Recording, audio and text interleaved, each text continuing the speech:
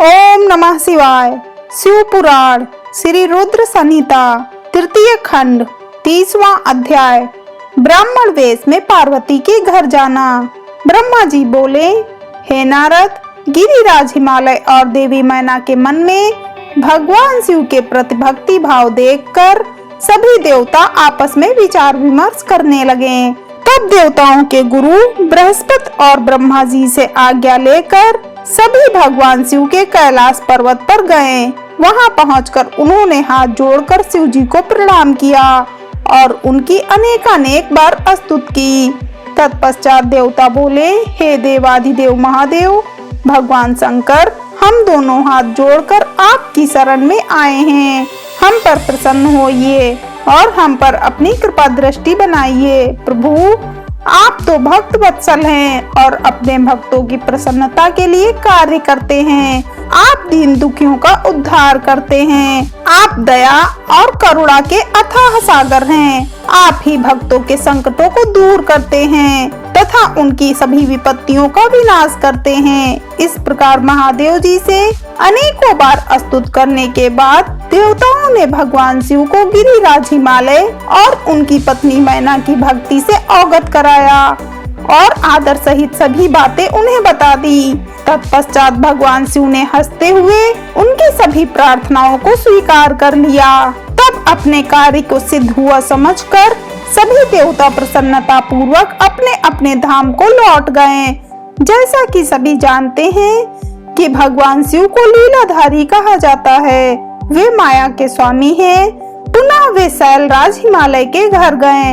उस समय राजा हिमालय अपनी पुत्री पार्वती सहित सभा भवन में बैठे हुए थे। उन्होंने ऐसा रूप धारण किया कि वे कोई ब्राह्मण अथवा साधु संत जान पड़ते थे। उनके हाथ में दंड व छत्र था। शरीर पर दिव्य वस्त्र तथा माथे पर तिलक शोभा पा रहा था। उनके गले में सालग्राम तथा हाथ में स्फटिक की माला थी। वे मुक्त कंठ से हरि नाम जप रहे थे। उन्हें आया देखकर पर्वतों के राजा हिमालय तुरंत उठकर खड़े हो गए और उन्होंने ब्राह्मण को भक्ति भाव से साष्टांग प्रणाम किया। देवी पार्वती अपने प्राणेश्वर भगवान शिव को तुरंत पहचान गईं। उन्होंने उत्तम भक्ति भाव से सिर झुकाकर उनकी स्तुति की और वे मन ही मन बहुत प्रसन्न हुई। तब ब्राह्मण रूप में पधारे भगवान शिव ने सभी को आशीर्वाद दिया। तत्पश्चात हिमालय ने उन ब्राह्मण देवता की पूजा आराधना की और उन्हें मधुपर्क आदि पूजन सामग्री भेंट की, जिसे शिव जी ने प्रसन्नता पूर्वक ग्रहण किया। तत्पश्चात पार्वती के पिता हिमालय ने उनका कुशल समाचार पूछा और बोले, हे विप्रवर, आप कौन हैं?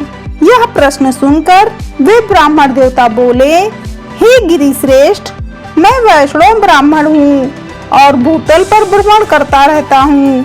मेरी गति मन के समान है। एक पल में यहाँ तो दूसरे पल में वहाँ।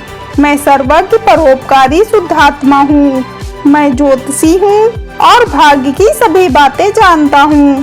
क्या हुआ है, क्या होने वाला है, यह सब कुछ मैं जानता हूँ। मुझे ज्ञात हुआ है कि आप अपनी दिव्य सुलक्षणा पुत्री पार्वती को, जो कि सुंदर एवं लक्ष्मी के समान है, आश्रय विहीन, कुरूप और गुणहीन महेश्वर शिव को सौंपना चाहते हैं। वे शिव जी तो मरघट में रहते हैं। उनके शरीर पर हर समय सांप लिपटे रहते हैं और वे अधिक समय योग और ध्यान में ही बिताते हैं।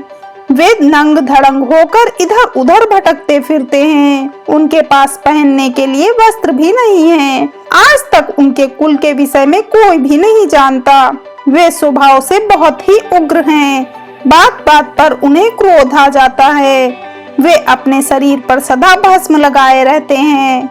सिर पर उन्होंने जटाजूट धारण कर रखा है। ऐसे अयोग्य वर को, जिसमें अच्छा और रुचिकर कहने लायक कुछ भी नहीं है, आप क्यों अपनी पुत्री का जीवन साथी बनाना चाहते हैं? आपका यह सोचना कि शिव ही आपकी पुत्री के योग्य है, सर्वथा गलत है। आप तो महान ज्ञानी हैं। आप नारायण कुल में उत्पन्न हुए हैं। भला आपकी सुंदर पुत्री को वरु की क्या कमी हो सकती है? उस परम सुंदरी से विवाह करने को अनेकों देशों के महान वीर, बलशाली, सुंदर स्वस्थ राजा और राजकुमार शहर से तैयार हो जाएंगे। आप तो समृद्धिशाली हैं।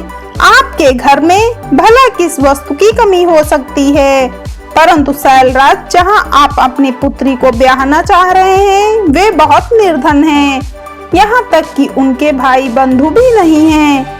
वे सर्वथा अकेले हैं। गिरिराज हिमालय, आपके पास अभी समय है, अतः आप अपने भाई बंधुओं, पुत्रों व अपनी प्रिय पत्नी देवी मैना से इस विषय में सलाह कर लें, परंतु अपनी पुत्री पार्वती से इस विषय में कोई सलाह ना लें, क्योंकि वे शिव के गुण दोषों के बारे में कुछ भी नहीं जानती हैं। ऐसा कहकर ब्राह्मण देवता, जो वास्तव में साक्षात भगवान शिव ही थे, हिमालय का आदर सत्कार ग्रहण करके आनंद पूर्वक वहां से अपने धाम को चले गए। हर हर महादेव।